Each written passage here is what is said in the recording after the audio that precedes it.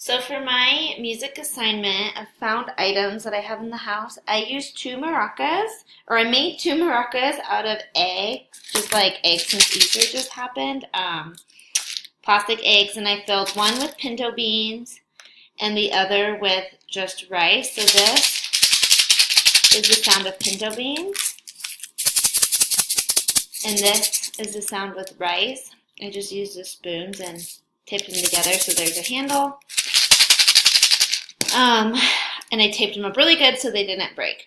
I think that this could be used in a classroom in so many different ways. I think that the teacher could have the students make the maracas. The teacher could bring a bunch of different items, like maybe nickels and the beans and the rice, and maybe something that would maybe sound really quiet, and just allow the students to make their own maraca.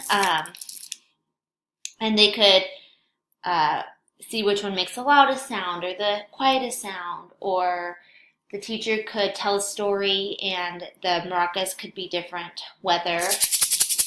This could be the sound of a train coming in.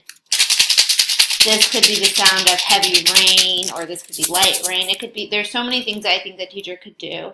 And I think as a class, if all the class had different, a quarter of the class had rice and another quarter had beans and the other two quarters had different things, I think there's so many things that a teacher could do in regards to language arts with the music. And there's something that I think that that a teacher could also do with this specific activity, also with integrating math. So yeah.